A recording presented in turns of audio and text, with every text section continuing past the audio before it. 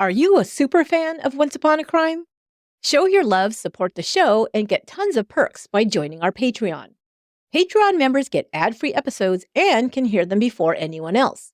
You also get bonus episodes and a special gift sent in the mail when you become a member. Memberships start at just $2 per month. You can save even more when you choose the option to pay annually. Go to patreon.com/onceuponacrime to get more info and become a member. You can also find the link on our website, truecrimepodcast.com. Thanks so much for listening and supporting the show. This podcast details true crime cases. It contains adult themes and may contain descriptions of violence. It is not intended for children. Listener discretion is advised.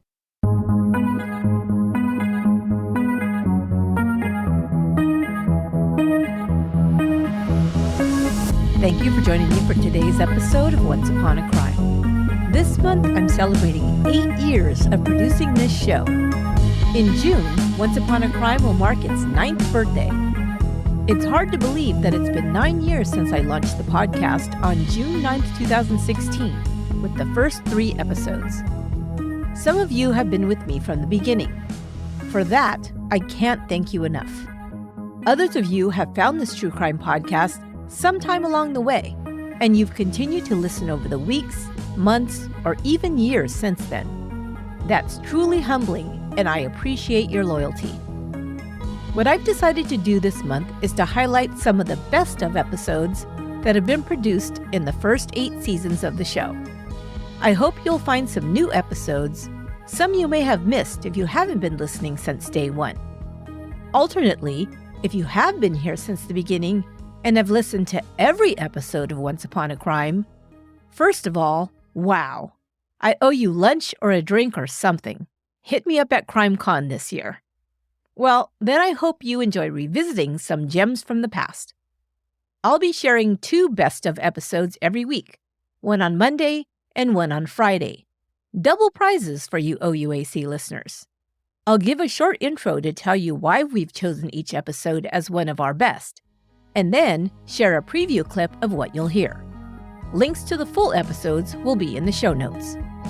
I'll kick off our best of month with one of our most popular episodes from season 6, right after a short sponsor break.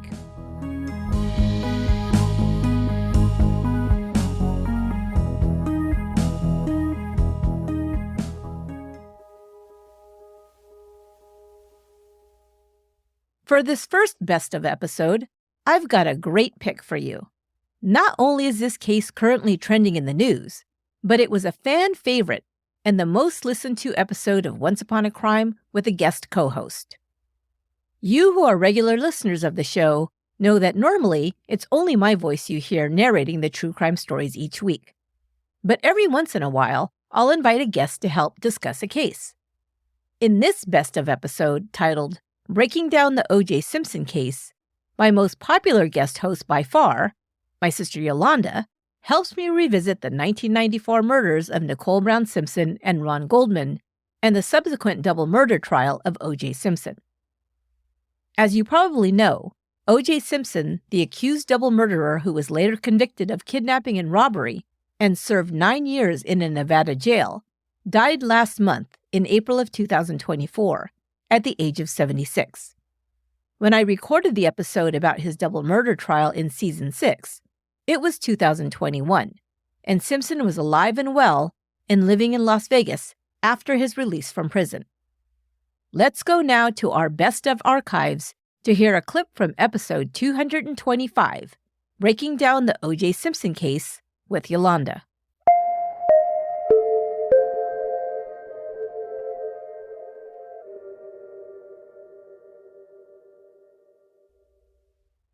So in 1988 is when she started confiding to Kris Jenner what was going on.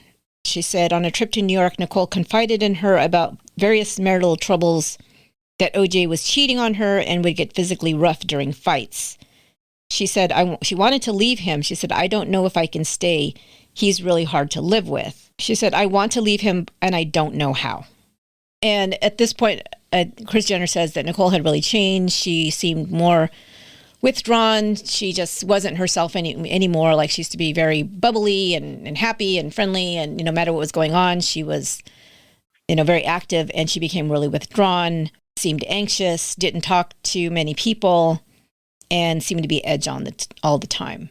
This was a 4 a.m. She called 911. According to a police report from that morning, her left eye was black. She had a cut lip and a bruised forehead, and there was a handprint on her neck. And she told one of the officers, "You guys never do anything. You never do anything. You come out. You've been here 8 times, and you never do anything to him." But a close-up photo of her bruised face was found after her death in a safety deposit box, along with photos of her injuries from the New Year's Eve incident. She had somebody take pictures of her that time, which is pretty telling that she knew, this is getting really bad and I need to document it. And she put it in a safe deposit box of all places. Mm-hmm. So they end up separating finally. I think it was 1990 was the first time, because she filed for divorce February 25th, 1990. So when she and OJ separated, she moved into a rental house on Gretna Greenway in Brentwood. We hear a lot about that place during the trial because he was stalking her. And neighbors would say they saw OJ standing outside. I believe she called the cops on him a couple of times for showing up at the house there. That's when Cato comes in, Cato Kalin. So they settled their divorce in October 1992. At that point, OJ agreed to pay Nicole a lump sum of $433,000 plus $10,000 a month in child support. She also retained the deed on a rental property in San Francisco that she would later sell, like right before her death, she would sell that. The $10,000 a month in child support, the rent on that Gretna Green house was $5,000. So she didn't have a lot of money. This is one of the things that I realized when I went to LA and I went to Bundy, where she was killed, and then I drove to Rockingham. First of all, the first thing that I noted, so close. I did not realize how close those two places were to each other. I drove back and forth at least twice to clock it. It was literally 4 minutes away. And you didn't have to get on any major roads to get between the two places. You could take back streets and it would be really easy to get between the two places without really encountering many stoplights. And the other thing I noted was the Rockingham property. Now, by the time I went there, it had been sold. The original house had been demolished and another house had been built in its place. But what I also found out from research is that it was pretty much the same footprint of that house. It was about the same size house and where it was located and all that. They tend to do that because you have the, what do you call it? The foundation. The foundation, yeah. And the plumbing. Right, yeah. So because even the guest house that was on the edge, like by the fence, was still there. I think it was the same one because the way that it's described in the trial, and we'll talk about that, in a minute, but it seemed to be in the same location. And I could see somebody coming over that fence trying to go up that walkway along the side of that guest house. And it was narrow. You could see it from the fence. So I think that was the same guest house. Maybe it was remodeled, but I think it was in the same place. I could be wrong, but it sure did look like it was the same layout. But anyway, it's a mansion. It's a mansion, on this huge property. The neighborhood, I was surprised because the streets are very narrow and there's not really sidewalks. The little kind of alleyway, basically, on the side of the house was where the Bronco was parked when the police came out to his house. And in between, like across the street, it's just like a very narrow street. But it's, very nice area, big, huge lot, big, huge house. And then you drive to Nicole's. And it's literally a condo that's connected to another condo. And it's small. Yeah. And the neighborhood is not LA is expensive no matter where you go. But it's not I would say it's a place like maybe teachers and cops might live. You know what I mean? It's not like a place where celebrities live and people with money and, it's not at all. And it's just a regular neighborhood. What an ass. Because she was living there with her 2 kids. The kids were not living at Rockingham. I mean, they would visit OJ now and then and go over, but they didn't live there.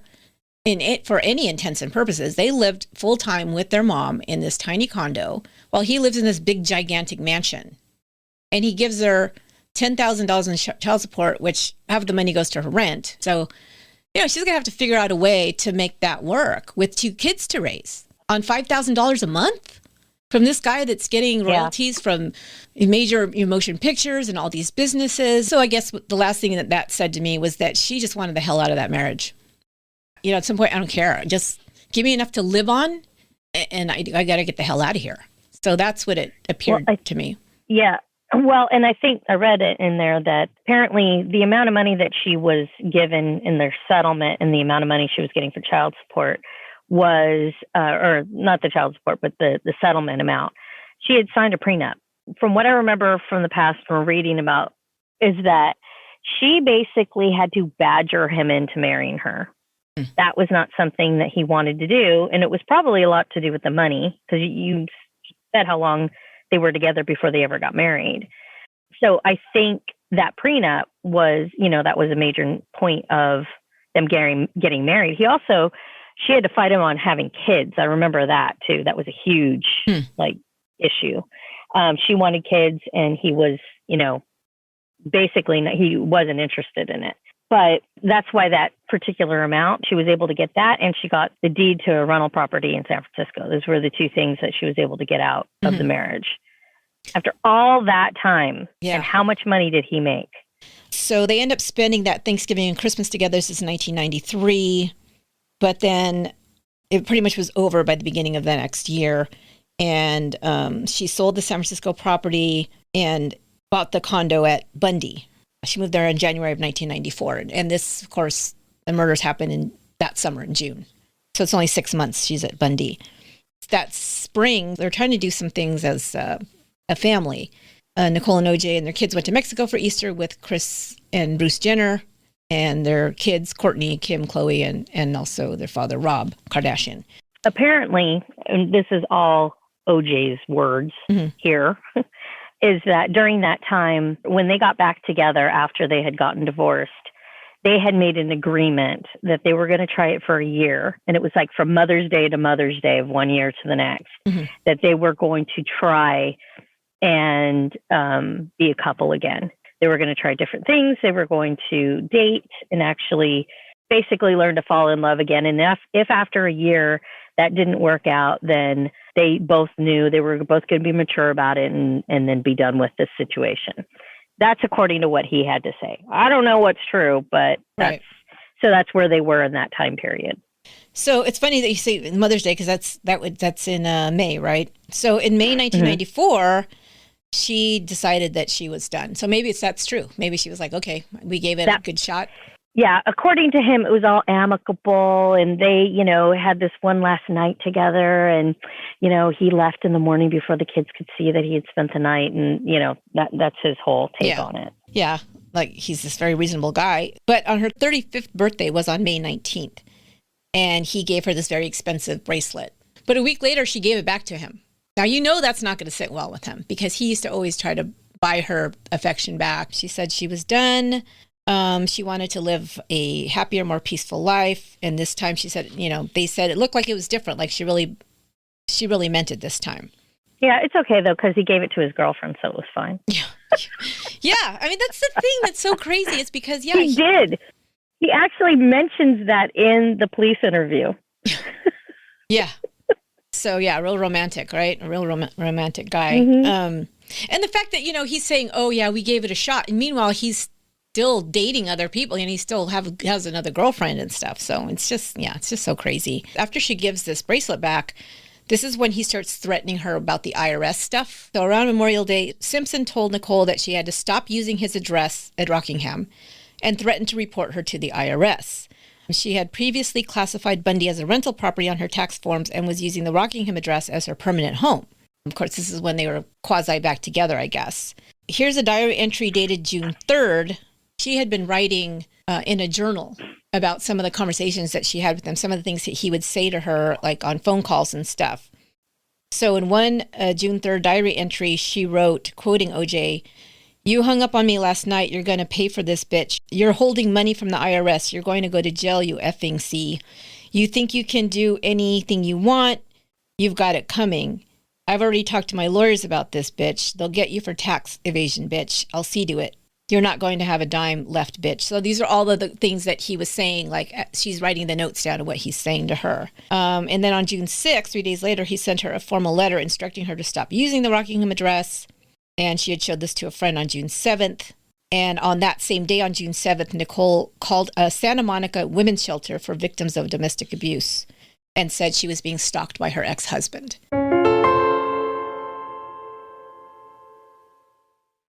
Nothing gives me naked confidence like successfully tackling my daily to-do list. Dishes, done. Exercise session, check. Respond to those important emails, crossed off. Clearing off my desk before Netflix and chill, affirmative. A very close second would be Lumi Whole Body Deodorant. Lumi Whole Body Deodorant is made to keep you odor-free from pits to belly buttons to below the belt region and anywhere you have skin. Lumi is a uniquely formulated pH-balanced deodorant that's powered by mandelic acid to provide odor control for up to 72 hours. That's amazing. Lumi has stick and cream deodorants, odor control body wash, cleansing bars, and deodorant wipes that will keep you odor-free and smelling great. I'm a fan of Lumi's acidified body washes that are powered by a gentle alpha hydroxy acid to control odor. And they come in amazing scents like minted cucumber, lavender sage, and clean tangerine. My favorite scent is toasted coconut. Or you can choose unscented versions of Lumi products. I throw a package of Lumi's deodorant wipes in my gym bag, and I know I'll smell fresh, no matter how long or challenging my day might be. And feeling and smelling fresh all day gives me real naked confidence. Lumi Starter Pack is perfect for new customers. It comes with a solid stick deodorant, cream tube deodorant, 2 free products of your choice like mini body wash and deodorant wipes, and free shipping. And I have a special offer just for my listeners. New customers get 15% off all Lumi products with our exclusive code. Use code ONCE at LumiDeodorant.com. And if you combine the 15% off with the already discounted starter pack, that equals over 40% off their starter pack. Use code ONCE for 15% off your first purchase at LumiDeodorant.com. That's ONCE at LUME deodorant.com. That's LumiDeodorant.com. Can you believe we are just a few short weeks away from CrimeCon 2024? Well, I can't wait to meet you all in Nashville from May 31st to June 2nd for the world's best true crime event. CrimeCon is an immersive weekend-long experience that takes you front row to hear about the latest investigations and teachings about cutting-edge scientific techniques. You'll also get sneak peeks into the hottest binge-worthy true crime shows and documentaries and rub elbows with celebrities in the true crime world. If you're a follower of true crime, you will not want to miss it. Mark your calendars for May 31st to June 2nd and secure your tickets today. Grab your discount using my promo code ONCE. It really helps out the show and gives you a 10% savings off your standard badge for CrimeCon. A win-win. I can't wait to see you. Go to crimecon.com for tickets and information or to our website, truecrimepodcast.com, and click on upcoming events. And I'll see you there. So it's well documented what was going on here. Oh, totally. But for context, I just need to point this out because I ran into this when I was doing the research too, just to get well versed again for this conversation. So I have the book, If I Did It, which is a pseudo confession by OJ. Supposedly, like, if he had been the killer, this is what would have happened. And he tells his whole side of the story in this book, apparently. Which of course, what he thinks it is. Which of course you would do, right? If your wife was brutally murdered and you were wrongfully accused, you would write a book saying how you would have murdered her if you actually were the murderer. That is just the craziest thing I ever heard of in my life. I mean, I know exactly. And then let's have this whole scenario of how you think it went down. In comparison to what you just read, what she wrote in her journal about the whole tax thing on selling a property and all of this. I want to read this portion of this. The one thing that she wasn't able to control was this constant harping about our living arrangement. She kept pushing me to let her and the kids move back into Rockingham, and I kept telling her no. I suggested that she rent another place, or better yet, buy one, and she finally took my advice and found a nice condo on Bundy near Dorothy Street. And remember, you just explained to us what this condo was like. Mhm. It was decent, but it wasn't like Rockingham. Right. There was one major problem, though. She couldn't afford to buy it unless she sold her condo in San Francisco. And because the timing was wrong, she was worried about the tax bite. When she looked into it, she discovered that she could avoid that problem by claiming that the place on Bundy was a rental property and to indicate in her tax return that she and the kids were actually living with me. I didn't want any part of that scheme, and I told her so. The last thing I need is a problem with the IRS, I said. And then, of course, supposedly she said, but I don't understand. I'm going to be moving back in with you anyway. I can't do it, I said. So that was his whole conversation in the book. Yeah. About like what a great guy he was. He was just like, you know what, can't do it because, you know, I'm not going to get involved in the IRS. Meanwhile, he's like, I'm going to get you on tax evasion, you bitch. Yeah. You know, and it was like, so these are the two OJs. This is the one that he wants to portray to people. The public and the image other. and the private person, the real person. Correct. But one other thing that I thought about in here. So when she lived on Gretna Green and she was renting the property, there was basically an in-law suite in the back of that property that Cato was renting. Apparently, he was supposed to be paying her $500 a month in rent. Whether he really was or not, I don't know. But that's what he was supposed to be doing. When she moved into the condo, the issue with it was that Cato would have to live in like a maid's quarters. That's what he called it. I'm assuming it was just some bedroom, you know, somewhere in the condo. And because of that, OJ took it upon himself to give Cato a place to live rent-free on his property. Right. Because he was jealous and didn't want him in there. Well, if you think about it, even if she had used the Rockingham address and they were, you know, at that point reconciling or trying to reconcile, right? And she was using that property, truly she kind of was renting the place, or she was planning on renting part of the condo to Cato. Right. But OJ took that away from her by giving him a place to live for free. Oh, yeah, right. I didn't think about that. So, yeah. So if you think about it tax-wise, did he set her up to be able to control her in that way? I think and so. And be like, yeah, you know, I mean, it's just a typical, even if it wasn't, but it sure all fell into place. Really, you know. It always works out for OJ. Uh-huh. You know, he's always going to find a way to make it work out for him and to make things harder for her. Yeah. So that was one thing that I loved when I was reading that one thing that, you know, kind of stuck out to me that whole time and the timing of it.